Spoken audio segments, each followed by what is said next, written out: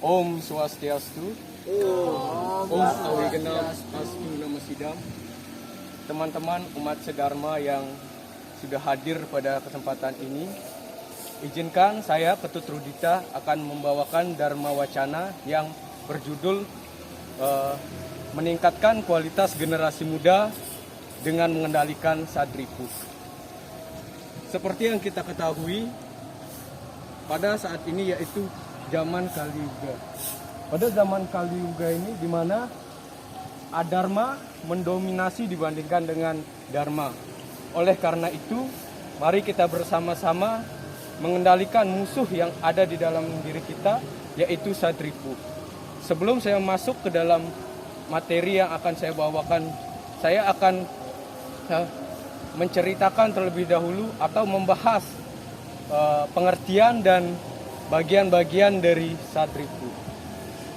Yang pertama yaitu pengertian Sadripu.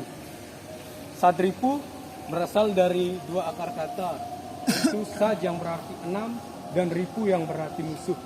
Jadi Sadripu yaitu 6 musuh yang ada di dalam diri manusia.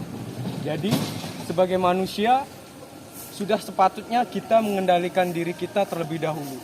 Karena sebagian besar masalah yang kita jumpai tentunya berawal dari dalam diri kita sendiri. Seperti iri hati, kemarahan, kerakusan, kebingungan, dan sebagainya. Oleh karena itu, alangkah baiknya dalam zaman Kali Yuga ini kita terlebih dahulu fokus ke dalam diri kita sendiri untuk mengatasi masalah yang ada di dalam diri kita sendiri. Kemudian bagian-bagian dari Sadripu yang pertama yaitu kama. Kama di sini berarti hawa nafsu atau keinginan yang negatif. Jadi manusia tanpa keinginan itu terasa datar. Keinginan itu sangat baik, tetapi keinginan itu harus yang positif. Jadi jika keinginan yang negatif itu akan membawa kita ke arah yang negatif pula. Contohnya, misalnya ini siapa namanya? Gusna ingin memiliki sesuatu benda, misalnya iPhone. Ketika menginginkan suatu iPhone itu harganya sangat mahal. Kemudian keuangan Gusna tidak mencukupi. Jadi dia mencari ke sana kemari. Dia misalnya dari awal meminta ke orang tua. Orang tua tidak memilikinya. Lalu timbullah pikiran-pikiran negatif untuk mendapatkan HP itu. Dia menghalalkan segala cara, misalnya dengan mencuri, merampok, membegal. Itu sudah masuk ke keinginan yang negatif menyebabkan kerugian pada orang lain. Itu harus dikendalikan. Kemudian loba. Loba di sini berarti kerakusan. Kerakusan seperti apa? Kerakusan ingin lebih dari orang lain. Ingin memiliki lebih dari apa yang dimiliki orang lain. Jadi misalnya orang lain memiliki uang yang lebih banyak. Jadi dia melakukan segala hal atau segala cara untuk mendapatkan lebih banyak darinya. Misalnya dalam hal makanan. Misalnya kita bersaudara. Saya diberikan jatah segini, yang lainnya diberikan jatah yang sama. Tapi saya ingin lebih dari saudara saya. Jadi saya mengambil jatah saudara saya. Jadi itulah yang namanya kerakusan. Kemudian kroda, kemarahan.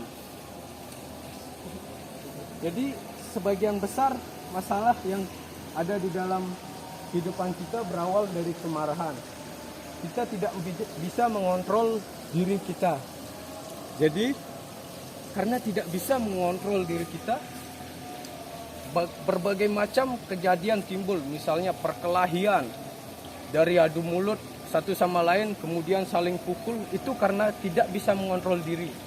Karena ada masih banyak hal yang bisa dilakukan untuk mengatasi permasalahan. Misalnya dengan berdiskusi, saling tanya pendapat kenapa hal ini bisa membuat kamu tersinggung. Misalnya orang yang tersinggung, ya kita tengahi, mohon maaf. Jangan harus melakukan sesuatu dengan tindakan kemarahan. Kemudian moha atau kebingungan. Kebingungan di sini maksudnya yaitu kebingungan dalam berpikir, gelap. Jadinya setiap mengambil keputusan, kita tidak tahu mana keputusan yang baik untuk dilakukan dan mana keputusan yang buruk untuk kita pilih. Jadi dengan kebingungan ini kita tidak bisa memilih suatu keputusan yang tepat untuk kita jalani, sehingga banyak hal yang terjadi yang membuat kita tidak maksimal. Kemudian mabuk atau mada atau kemabukan. Jadi seperti yang kita ketahui di masyarakat, tentunya banyak orang yang minum-minum, pesta-pesta. Tentunya orang yang mabuk itu banyak sisi negatifnya. Sisi negatifnya seperti orang mabuk itu omongannya agak ngelantur, sehingga dapat menyinggung orang yang ada di sekitarnya. Kemudian sering ngamuk tidak jelas dan memaki orang-orang yang di sekitarnya. Kemudian memancing orang itu tersinggung. Jadi karena kemabukan itu banyak memicu hal-hal yang berupa misalnya pertengkaran, perselisihan antar sesama. Jadi hal itu harus dihindari. Kemabukan ini pun ada banyak jenisnya. Misalnya mabuk minuman, mabuk harta, mabuk cewek, dan mabuk segalanya. Mungkin itu harus kita kendalikan agar kehidupan kita terasa lebih aman dan tentram. Kemudian matsarya, yaitu iri hati. Jadi kita sebagai manusia seringkali jika melihat orang lain berada atau lebih dari kita, kita merasa iri. Iri ini membuat perasaan kita tidak nyaman. Ingin melakukan sampai menjatuhkan orang lain karena merasa iri, sampai membicarakan orang lain di belakangnya, bahkan sampai ada yang menyantet atau mengguna-guna orang yang diiriin itu. Kemudian hal-hal yang umat sedharma yang saya banggakan, kita harus mengendalikan keenam musuh tersebut. Bagaimana cara mengendalikannya? Saya akan memberikan beberapa tips cara mengendalikannya, walaupun itu sangat sulit. Yang pertama yaitu melakukan seperti yang tertulis di ajaran-ajaran agama. Ada yang dikatakan dengan kita harus melakukan metatah. Metatah itu simbol dari peredaman keburukan yang ada di dalam diri kita. Kemudian kita harus mengamalkan dan menjalankan ajaran-ajaran agama Hindu yang sudah diberikan sejak kita masih kecil hingga bangku SMA dan seterusnya. Ajaran-ajaran itu harus kita amalkan dalam kehidupan sehari-hari. Jangan hanya kita pelajari tapi tidak kita amalkan dalam kehidupan kita sehari-hari. Ajarannya itu seperti apa? Misalnya ajaran Trikayu Parisude. Ajaran Trikayu Parisude ini sangat bagus untuk kita implementasikan dalam kehidupan kita sehari-hari untuk meredam adripu yang tidak terkendali. Yang pertama yaitu dengan berpikir yang baik. Dari berpikir yang baik, kita bisa melihat orang-orang dari sisi positifnya, kemudian dari pikiran yang baik timbullah tindakan yang baik pula. Dari tindakan yang baik pula timbullah perkataan yang baik. Jadi jika kita sudah mengerti atau paham dan menjalankan ajaran Trikayu Parisude itu, kita akan bisa terasa lebih nyaman. Kemudian ada ajaran Tatwamasi, yaitu kita memandang semua orang saudara. Kemudian Pancayama dan Pancanyama Brata, yaitu pengendalian dalam diri manusia berupa pengendalian jasmani dan rohani. Kemudian ada mengerti ajaran karma pala. Oleh karena itu, mari kita bersama-sama mengendalikan diri kita. Seperti yang dikatakan di sloka di Kekawin Ramayana, dikatakan ragani musuh maparuri hati tengwannya tan madoh ri awak. Artinya yaitu musuh itu tidak jauh dari kita, yaitu berada di dalam diri, di hatilah tempatnya.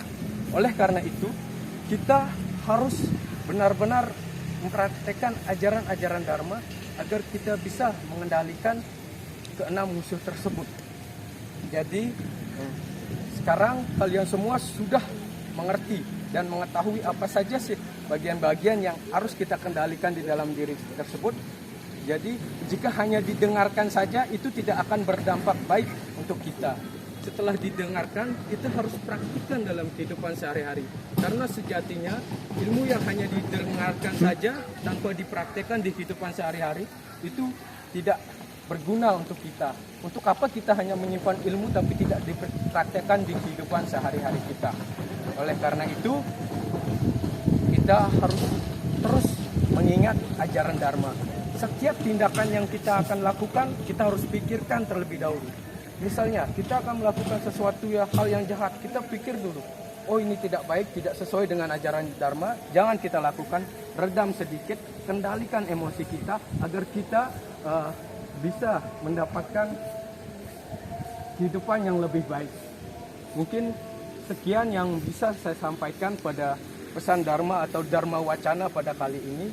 Semoga teman-teman umat sedharma sekalian bisa menghayati apa yang tadi saya sampaikan dan mengimplementasikannya dalam kehidupan sehari-hari. Saya harap kalian tidak sia-sia datang ke sini mendengarkan saya melakukan Dharma Wacana. Setidaknya kalian mendapatkan pesan atau esensi dari apa yang saya sampaikan. Oleh karena itu, mari kita tutup Dharma Wacana yang saya sampaikan dengan mengaturkan Paramasanti. Om Santi Santi Santi.